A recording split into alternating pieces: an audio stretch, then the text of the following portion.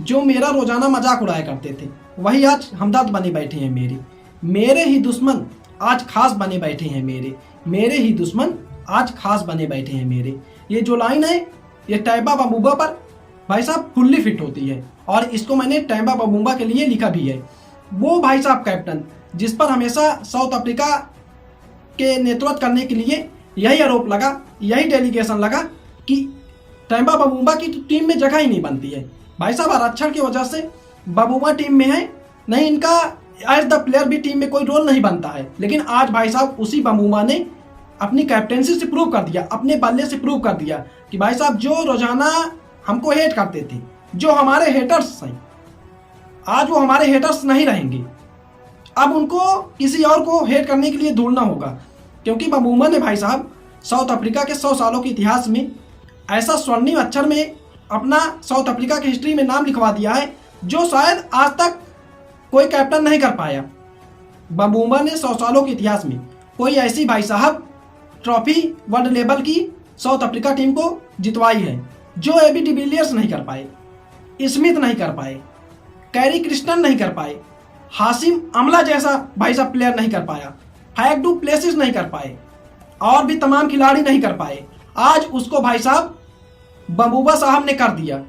उन्होंने कहा कि जो लोग मुझे कहते हैं कि बमूबा की टीम में जगह नहीं है, आज उन हेटर्स को मेरी ये रिप्लाई है। और आज भाई साहब उन्होंने साबित कर दिया, जिस तरह से भाई साहब बंदे के पैर में चोट लगी थी और तैयबा बमूबा लंगड़ा रहे थे, सही तरीके से चल नहीं पा रहे थे, फिर भी वो पिच पर डटे थे और 134 पर 66 रनों की अच्छी पारी खेलते हैं और एडम मार्करम के साथ अपने टीम को 100 सालों के इतिहास में चैंपियन बनाते हैं। 27 साल बाद कोई भाई साहब अपने टीम को ट्रॉफी जितवाते हैं।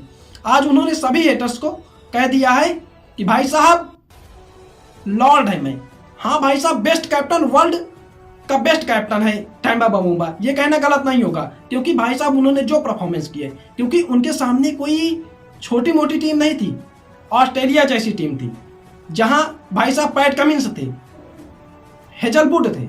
हेजलवुड ने भाई साहब आज तक अपने करियर में, क्रिकेट करियर में कभी भी कोई फाइनल नहीं हारा था, लेकिन आज भाई साहब तैयबा बमूबा ने कह दिया कि ये सब कहने की बातें हैं। बमूबा साहब है तो कुछ भी पॉसिबल हो सकता है। जिस तरह से साउथ अफ्रीका ने इस क्रिकेट को खेला वो काफ़ी सराहनीय है। तैयबा बमूबा ने भाई साहब जिस तरह से नेतृत्व किया वो काफ़ी सराहनीय है। जितने भी लोग थे वो ऑस्ट्रेलिया के ही सपोर्ट में थे। 80% भाई साहब मार्जिन था कि ऑस्ट्रेलिया मैच को जीतेगी और 20% ही एरर जो था वो साउथ अफ्रीका की तरफ था। एबी डिविलियर्स भाई साहब का भी क्या भाई साहब जलवा है। आरसीबी का मैच देखने गए, वहाँ आरसीबी जीतती है और साउथ अफ्रीका अपने टीम को सपोर्ट करने गए और साउथ अफ्रीका भी फाइनल इस बार भाई साहब जीत ही जाती है और तैयबा बमूबा ने 27 सालों के सूखा को खत्म कर दिया। ऑस्ट्रेलिया भाई साहब इतने अच्छे ऑस्ट्रेलिया में प्लेयर थे, फिर भी ऑस्ट्रेलिया बमूबा साहब के सामने कुछ नहीं कर पाई। वैसे भाई साहब साउथ अफ्रीका डिजर्विंग टीम भी थी, क्योंकि हमेशा साउथ अफ्रीका पर एक एलिगेशन लगता था कि साउथ अफ्रीका फाइनल और सेमीफाइनल पे चौंक कर जाती है। लेकिन इस बार साउथ अफ्रीका ने कहा कि भाई साहब टाइमिंग होती है और जब जिसकी टाइमिंग होती है तब वही जीतता है और इस बार हमने बेस्ट किया है तो इस बार हम ही जीतेंगे। और इस बार भाई साहब बमूबा ने प्रूव कर दिया है। जिस तरह से उनका मजाक उड़ाया गया, जिस तरह से उनको सोशल मीडिया में काफ़ी मीम्स के थ्रू, छोटा दान आरक्षण के थ्रू टीम में नहीं तो एज द प्लेयर टीम में जगह नहीं बन रही है, आज बमूबा ने कहा कि भाई साहब 100 सालों के इतिहास में मैंने वो कर दिया जो हमारे यहाँ अच्छे कैप्टन नहीं कर पाए। और आज स्वर्णिम अक्षरों में साउथ अफ्रीका के क्रिकेट हिस्ट्री में, साउथ अफ्रीका के हिस्ट्री में तैयबा बमूबा का भाई साहब नाम लिखा जाएगा, जो सदियों तक याद किया जाएगा। और जिस तरह से बमूबा का एडन मार्करम ने साथ दिया है वो काफ़ी सराहनीय है।